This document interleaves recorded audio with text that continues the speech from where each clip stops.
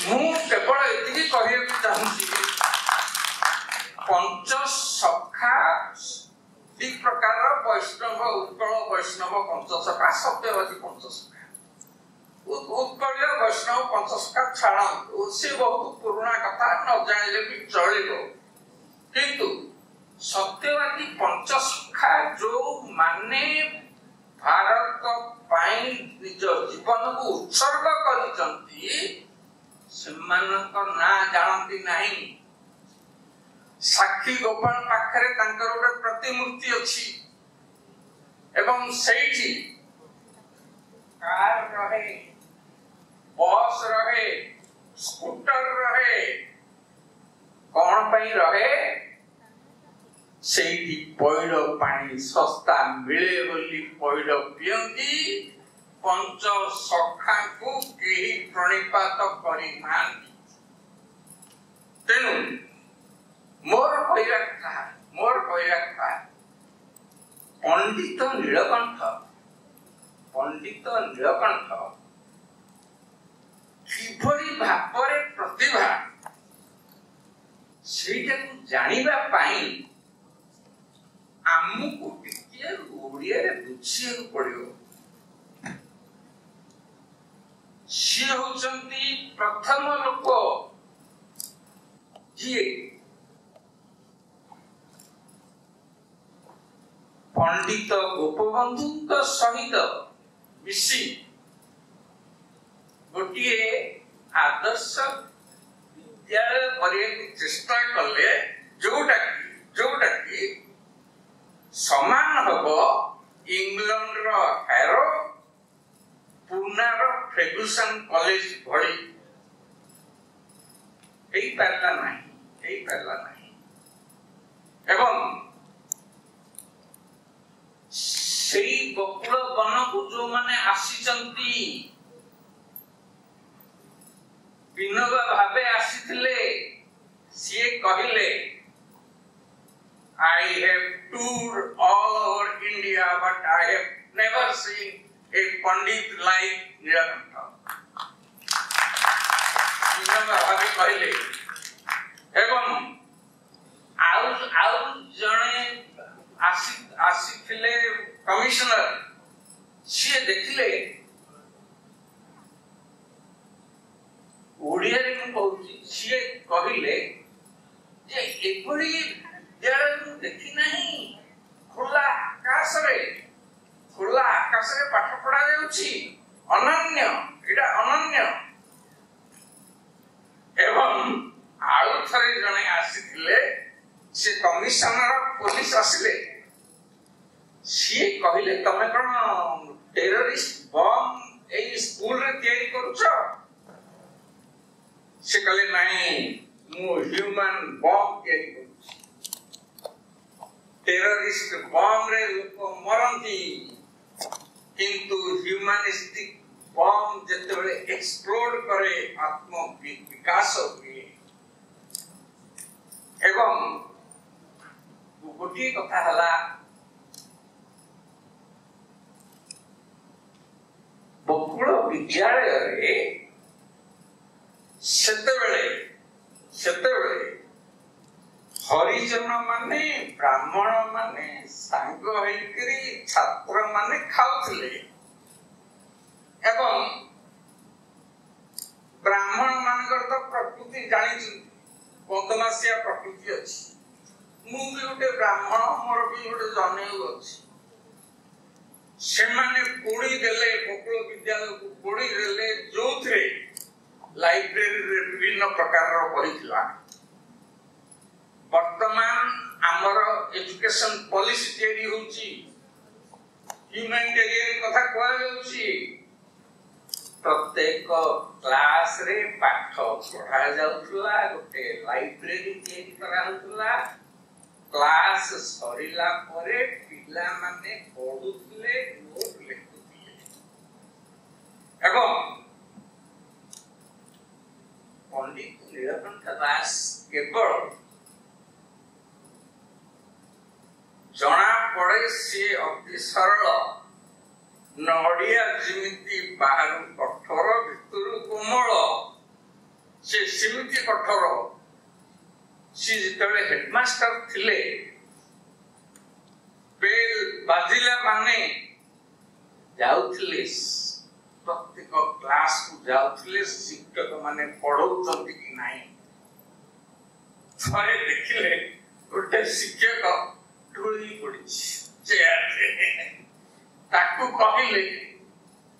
पियोनु कहिले के चेयर को बाहर टूल टकर के चेयर को बाहर आउट अपना रखला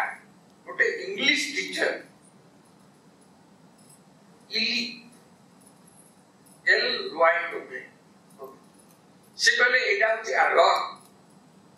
गोटे स्टूडेंट पचारला सिसिली इटाली एवढा कोण आडभर जीव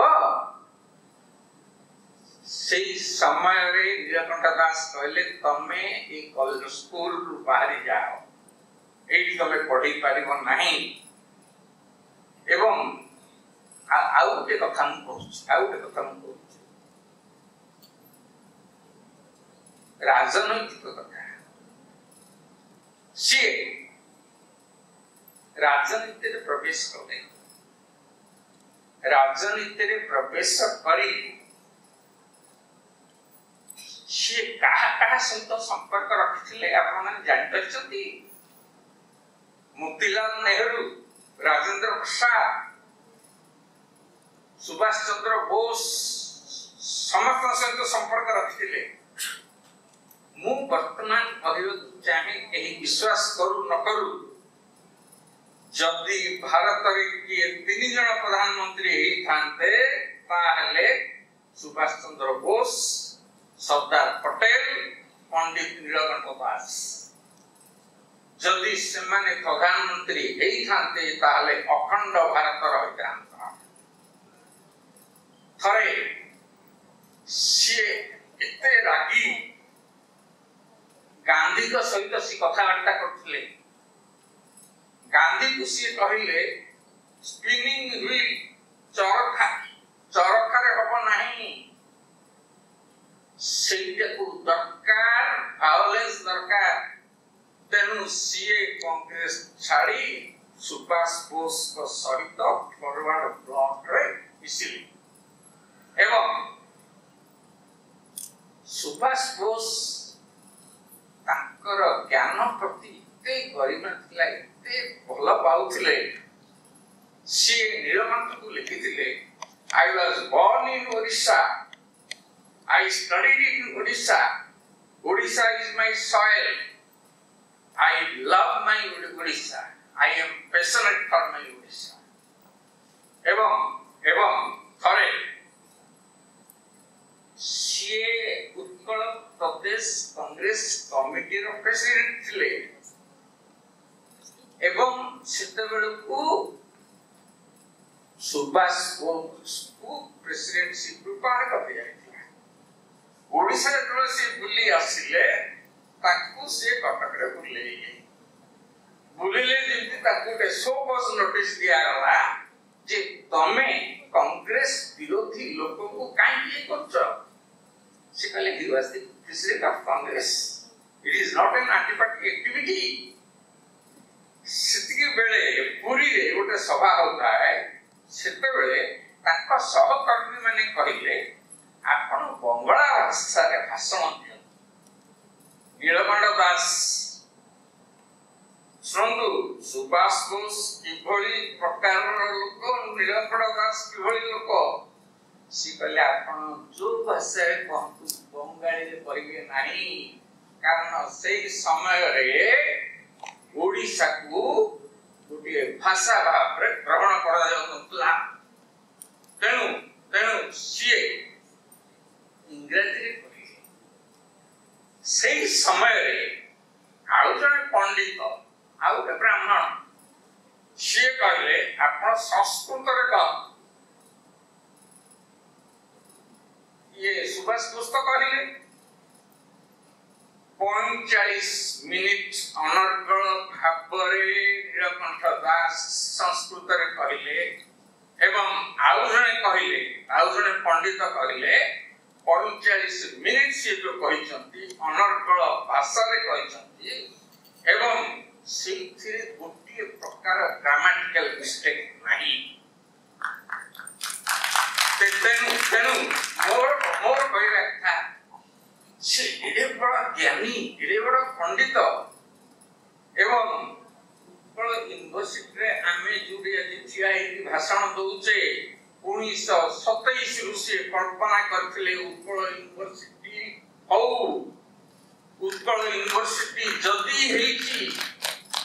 से करछुंत बिले मु कहू नाही तांकर भूमिका अछि एवं सेंट्रल लेजिस्लेटिव असेंबली रे से प्रोटेस्ट कले जे ओडिशा गोटे स्पेशल प्रोविंस हो एवं ओडिया गोटे स्वतंत्र भाषा हो ओडिशा रे हाई कोर्ट प्रतिष्ठा हो सेठी पाई ताकर से भूमिका पाई आज हमें एई जगह किया आछु तेणु पंडित नीलकंठ दास प्रति कृतज्ञ आउ गोटे कथा मुझे कहूँ चाहे जे सी प्रकृत पद्म भूषण अवार्ड दिया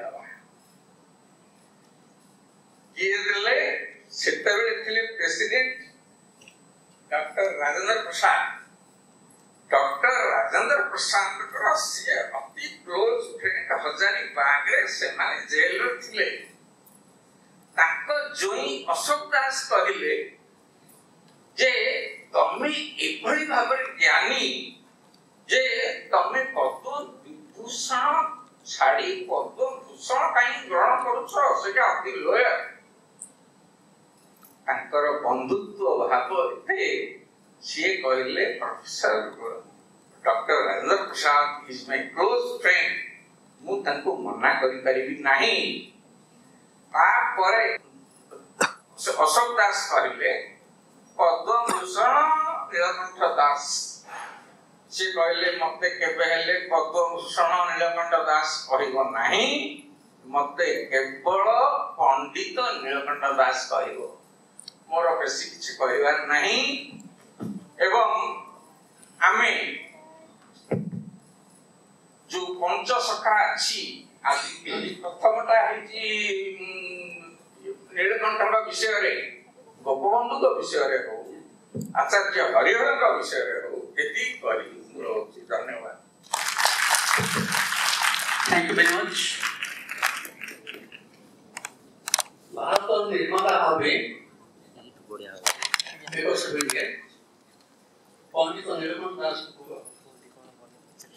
परिचित करले ओडिया भाषा रे अति सरल भाव में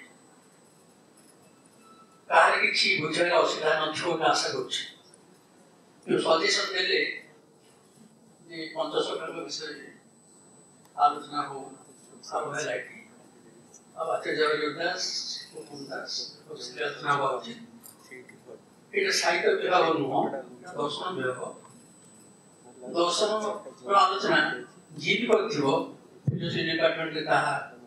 अवहेला क्रमे हम एसे सन्देह नहीं तेरे जो पारंपरिक पंचसखा एवं सत्यवादी पंचसखा तफात अच्छी सत्यवादी जो पंचसखा मान भितर स्नेह संपर्क एवं सामूहिक भाव में देश गठन जो चेष्टा से विषय बहुत समीक्षा सखाहीन पंचसखा बोली कही आलोचना कर